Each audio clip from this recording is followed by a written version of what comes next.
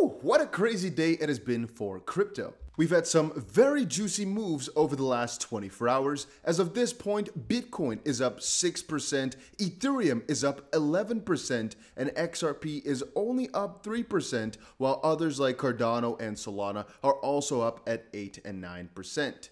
Just generally speaking, most of the cryptocurrency space is just bullish right now. And we actually talked about it before, how we had a juicy, ridiculously juicy, crazy crypto breakout. Again, we had ourselves a breakout candle, no confirmation, a retest, and then another surge. We also confirmed that with the fact that the Bollinger Bands were narrowing and that a major move was on the horizon. And again, for our targets, our main resistance or our main area to take our first profit in was surrounding the $20,400 for the very short term. But guys, for this major swing, I honestly think we can easily take this up all the way towards 25 if it continues on the way that we are witnessing it right now. We have again broken past our most critical zone of resistance, after which we had a little bit of a retest over the last 4 hours or so, and right now are continuing with the push. But don't get it twisted, as is drawn in here, we can have a bullish breakout with a retest that we've basically seen on the short term already.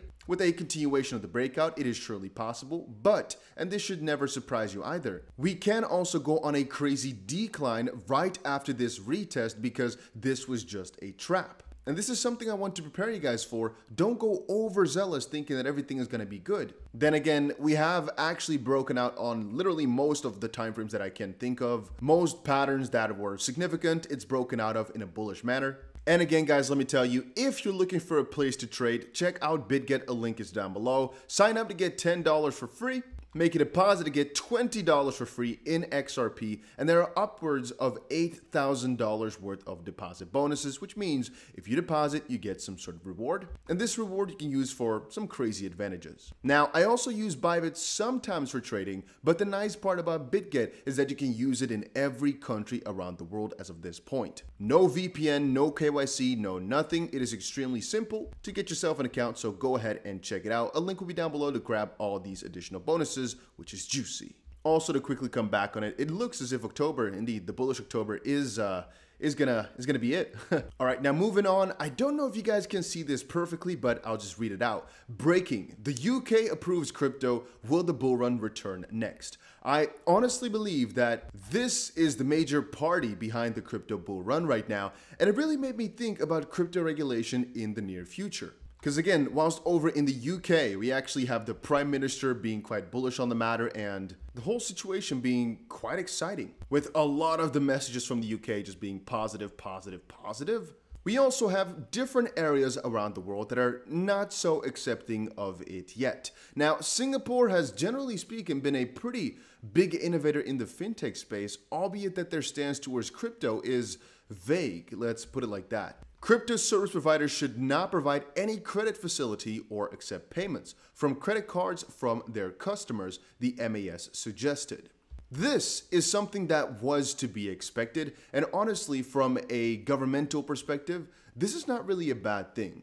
However, I think it goes against the theory of the free people, free money, free movement, so to speak, whereas right now they're limiting what you can buy with your credit. And specifically, if it were to be some sort of loan that you've taken, like a mortgage, I understand, don't get me wrong, but if it's your credit card, I'd personally like to say that that should be free of own choice, because maybe you can just pay it back, no problem at all. You just decide to use a credit card for some strange reason.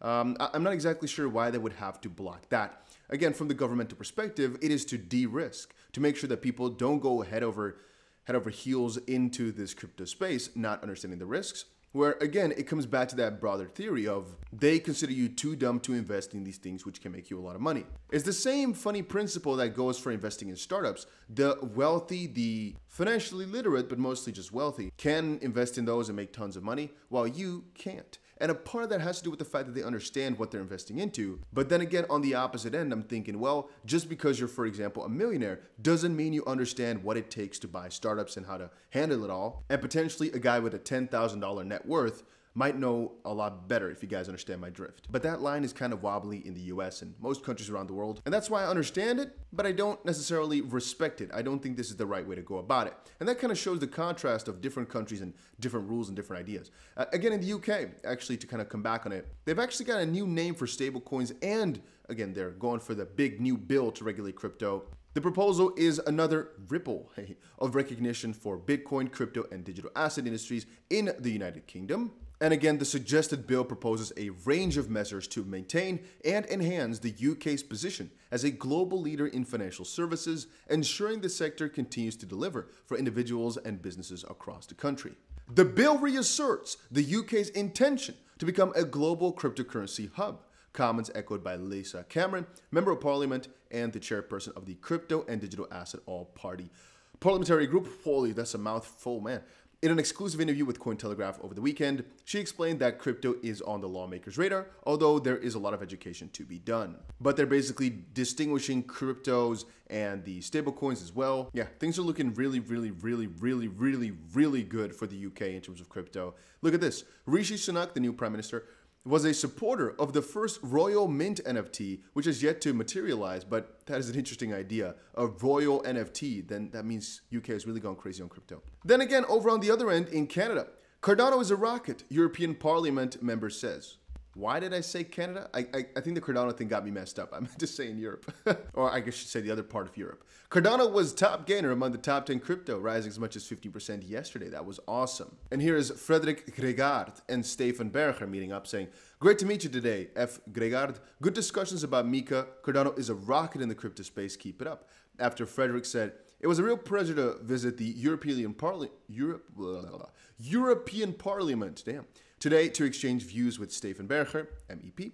He is a passionate and engaged policymaker who asks smart questions about Cardano and is committed to supporting the development of blockchain applications across the EU." It's actually not as if the EU is too bad. The Mika bill was a really big problem at first, which again is markets in crypto asset. But as of this point, things are looking mediocre.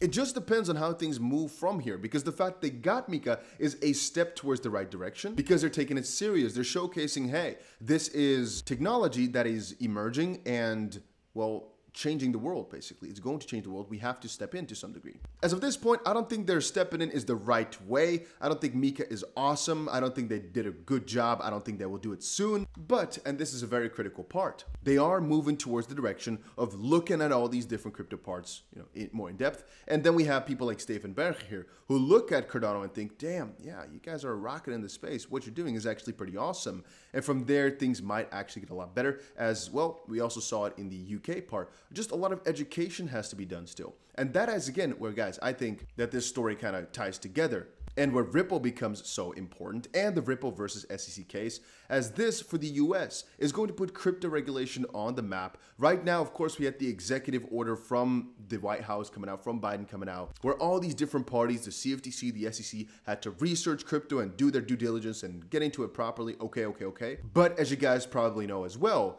right now, if I ask you what cryptos are properly regulated in the US, it'd be a pretty difficult question to answer, because you might say Bitcoin and Ethereum, which is semi-true because they haven't gotten the official recognition. Bitcoin to some extent has, Ethereum to some extent has as well, but on other ends hasn't, because even Gary Gensler says Ethereum might actually be a security. And then if we're going by those rules again, what exactly defines Bitcoin as being fine? Is it the Howey test then? Well, all that is being uncovered in the Ripple v. SEC lawsuit.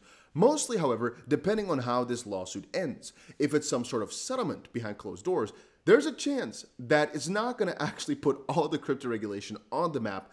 It's mostly if the judge decides. And as of this point, Ripple has been handed the majority of documents of the SEC's back and forth internally about the status of cryptocurrencies at 2018 and a little bit before that as well. That alone, actually, whenever this lawsuit is over or if the judge makes a decision, is worth gold from the perspective of, well, we're finally going to see how they look at crypto. And I personally think that will determine as well what the future is going to bring, as all these countries are looking into it heavily. The US is like a couple steps further in terms of going after all the crypto scams and really going hard after them, albeit that they're not really scams, they're just alleging so. But you can see the enforcement actions though, whereas in a lot of other countries, they're being pretty slow with the enforcement, trying to understand it more. But now it is literally confirmed, there's no way about it, no way around it, I mean.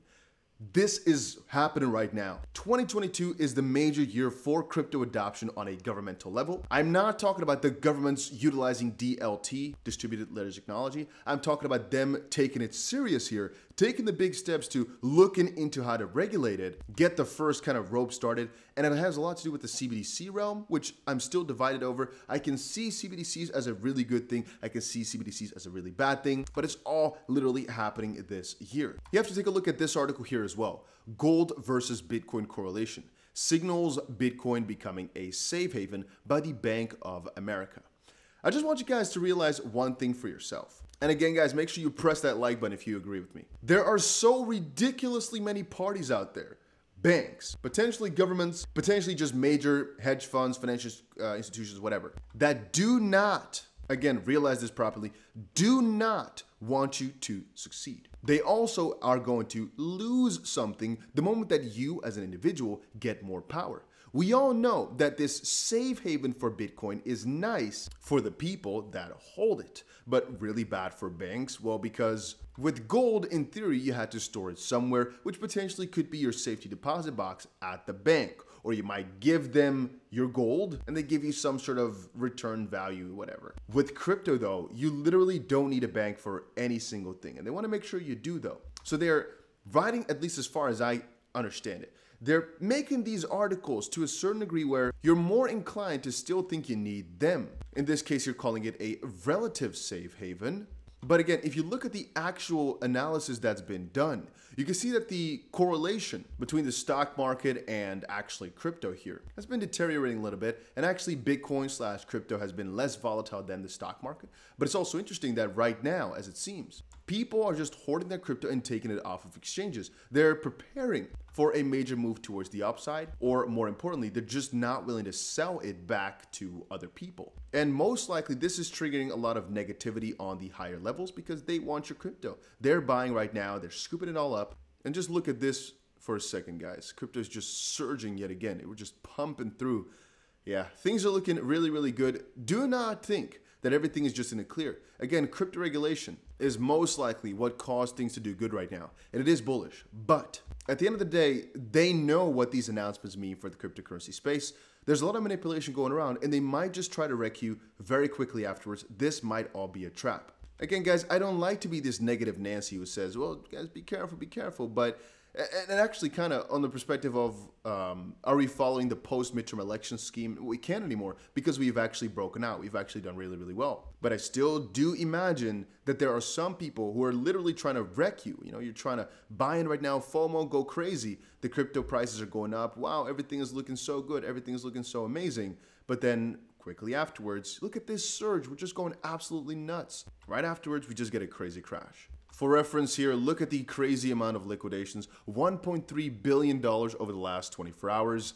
The majority of it, 80%, has actually been shorts, which is, I guess, good to see. But this is also the case right before a major crash because they're trying to take out all these shorts. They're trying to wreck the people and then actually move it into that direction, as we usually have with the upside as well. They're just trying to wreck you and make money on you. So don't think we're in the clear just quite yet, albeit that we finally have some sort of move and finally things are looking good again for crypto. And even though the bull run might not be back just quite yet, at least we got a lot of excitement back. And from a certain perspective, that's the most important for the future of crypto, just to get people to believe in it again, albeit that I think the more that people fear, the more quiet it becomes, the more exciting it is. But that's also because I'm just a massive buyer by every single day, and I'll continue to do so till I drop, I think. So yeah.